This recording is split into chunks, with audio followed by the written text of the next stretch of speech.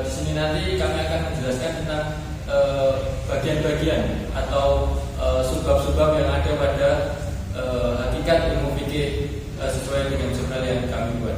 Yang pertama nanti ada pengertian ilmu fikih, kedua ada sejarah ilmu fikih, dan yang ketiga adalah sumber-sumber yang diambil dari hukum fikih. Untuk yang pertama pengertian dan sejarah akan dijelaskan oleh Tiara Permatasari. Jadi di sini ada pengertian ilmu fikih. Kata fikih itu secara etimologis berarti paham atau paham yang mendalam. Selain itu, fikih juga dapat dimaknai dengan mengetahui sesuatu dan memahaminya dengan baik. Kalau dalam tinjauan morfologi, kata fikih itu berasal dari fakihah yang fikhan yang berarti mengerti atau paham. Jadi perkataan fikih itu memberi pengertian kepahaman dalam hukum syariat yang sangat dianjurkan oleh Allah dan Rasul-Nya. Sedangkan definisi fikih secara terminologi, para fuqaha atau ahli fikih memberikan artian sesuai dengan perkembangan dari fikih itu sendiri. Tepatnya pada abad ke-11 telah lahir pemuka-pemuka mujtahid yang mendirikan mazhab-mazhab yang tersebar di kalangan umat Islam. Yang pertama yaitu ada Abu Hanifah yang memberikan pengertian fikih sebagai definisi semua aspek kehidupan, yaitu akidah, syariah, dan akhlak, tanpa ada pemisahan di antara aspek-aspek tersebut. Nah, pada masa Imam Syafi'i pada tahun 1520 Hijriah atau 767 sampai 822 Masehi, para ulama Syafi'iyah memberikan definisi yang lebih spesifik. Hal ini karena ilmu fikih itu cukup berkembang seiring tuntutan masyarakat di dalam memperoleh jawaban atau kepastian hukum. Nah, selanjutnya ada sejarah ilmu fikih.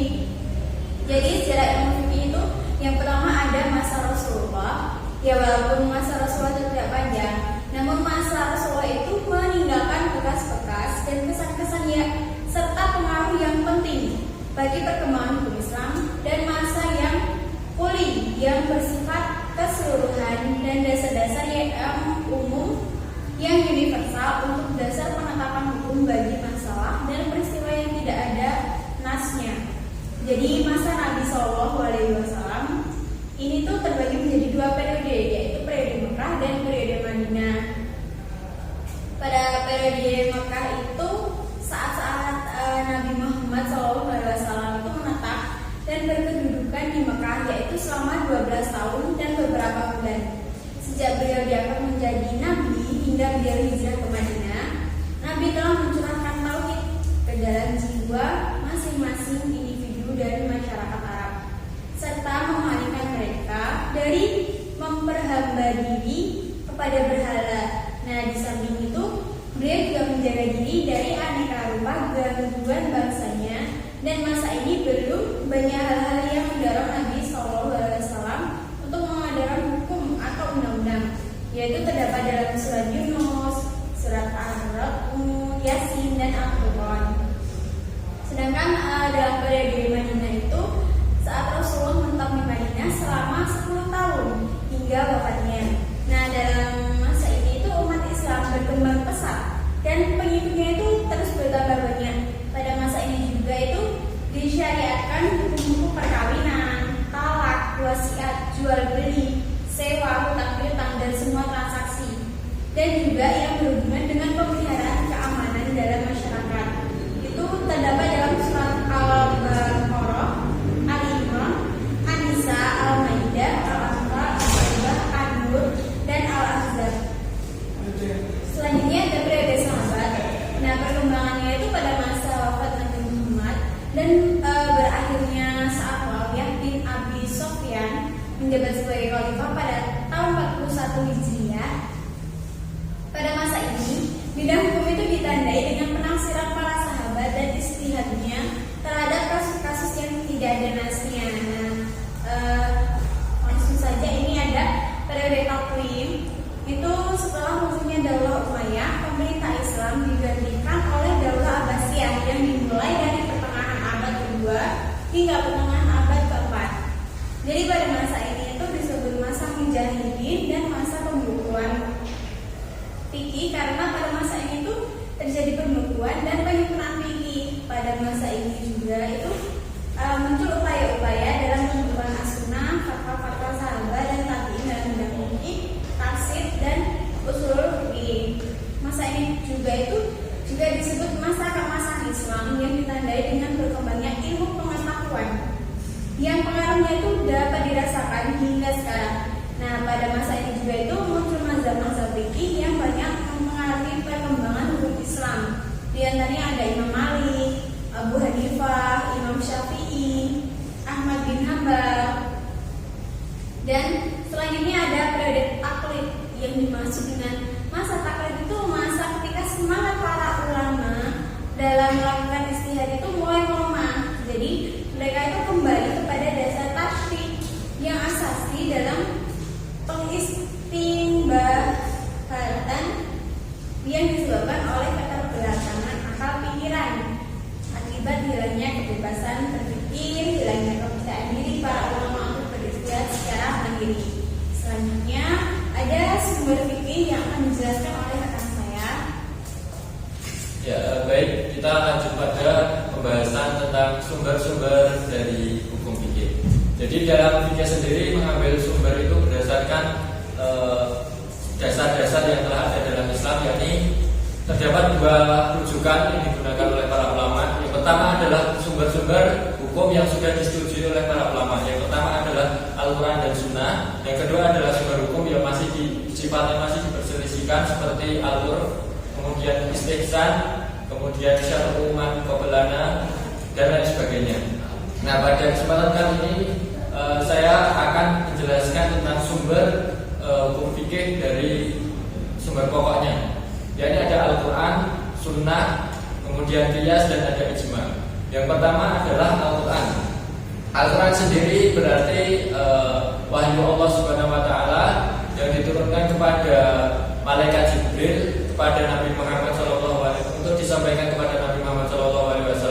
Kemudian dari Nabi Muhammad SAW disampaikan kepada seluruh umat manusia untuk dijadikan sebagai petunjuk. Nah, penurunan Al-Quran ini sifatnya secara mutawatir. Kemudian adapun fungsi dari diturunkannya Al-Quran adalah sebagai petunjuk kepada umat manusia agar terbebas dari kebodohan atau kejahilan. Kemudian fungsi yang lainnya dari Al-Quran itu ada sebagai sumber pokok ajaran Islam. Kemudian ada peringatan dan pelajaran bagi manusia. Yang keempat adalah sebagai mukjizat Nabi Muhammad SAW. Kemudian lanjut pada tujuan pokok. Jadi Al-Quran itu diturunkan memiliki tujuan pokok. Yang pertama adalah petunjuk akidah dan kepercayaan yang harus dianut oleh manusia. Yang kedua adalah petunjuk mengenai akhlak yang murni dan dengan jalan menerangkan norma-norma. Kemudian yang ketiga adalah petunjuk mengenal syariat dan hukum dengan jalan yang menerangkan dasar-dasar hukum yang harus diikuti oleh manusia dalam hubungannya dengan Tuhan dan sesamanya. Jadi ini mengatur hukum antara hubungan manusia dengan Tuhannya. Kemudian pokok ajaran dari Al-Quran yang pertama adalah akidah, yang kedua adalah ibadah dan muamalah, yang ketiga adalah hukum, yang keempat adalah akhlak, yang kelima adalah kisah umat-umat terdahulu. Kemudian dari hukum yang kedua adalah as-sunnah. As-sunnah secara bahasa berarti jalan yang dilalui. Kemudian secara istilah adalah seluruh perkataan, perbuatan dan ketetapan Nabi Muhammad SAW yang dimana hal tersebut dijadikan sebagai rujukan dalam beribadah atau bermuamalah. Seperti itu. Jadi dalam sunnah sendiri terdapat tiga macam, yakni sunnah fi'liyah, yaitu sunnah dari perbuatan Nabi Muhammad SAW. Yang kedua adalah sunnah qauliyah, yaitu sunnah yang berasal dari ucapan Nabi Muhammad SAW. Yang ketiga adalah sunnah takririyah atau ketetapan. Jadi pengertian dari takririyah ini adalah sesuatu yang timbul dari sahabat yang telah diakui oleh Rasulullah SAW, baik ucapan maupun perbuatan. Kemudian dari sumber hukum yang ketiga adalah ijma. Ijma itu memiliki secara bahasa memiliki dua definisi. Yang pertama adalah kesepakatan, yang kedua adalah tekad atau upaya terhadap suatu hal.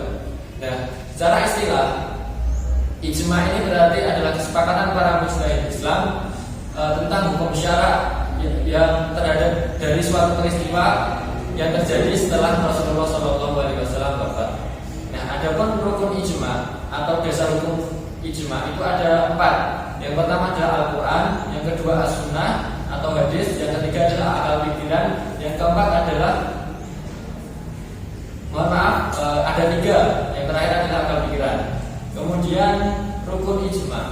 Ijma sendiri ada 4 rukunnya. Yang pertama adalah tidak cukup ijma dikeluarkan oleh seorang mujtahid apabila keberadaannya hanya seorang mujtahid saja di suatu masa.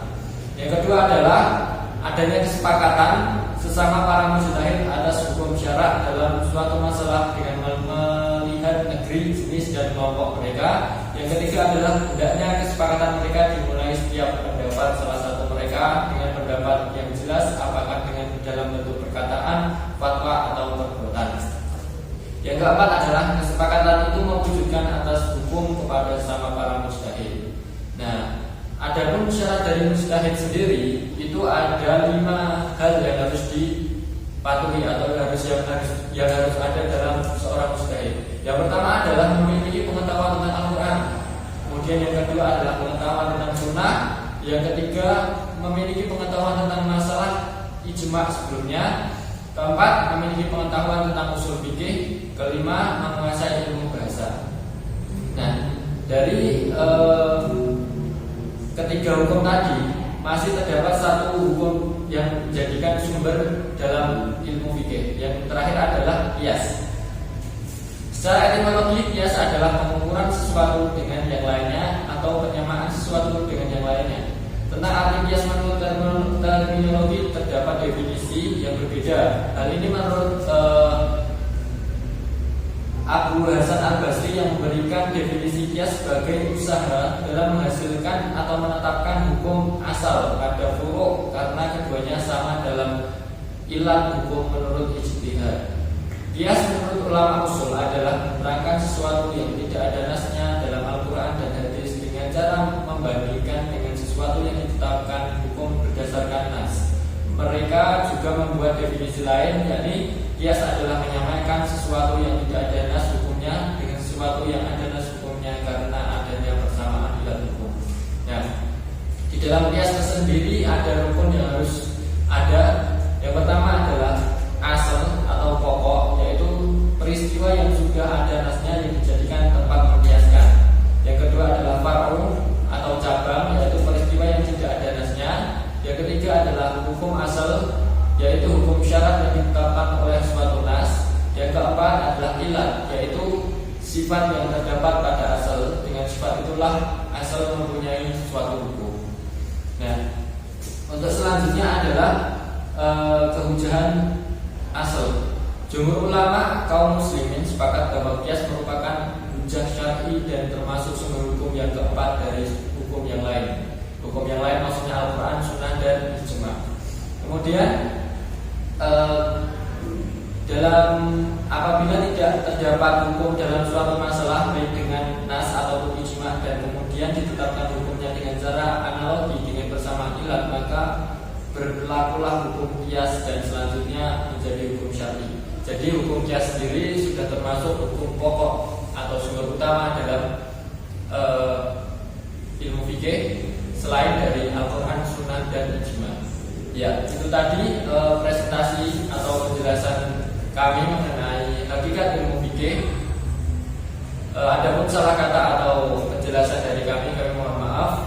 Sekian dari kami. Billahi taufiq wal hidayah. Wassalamualaikum warahmatullahi wabarakatuh.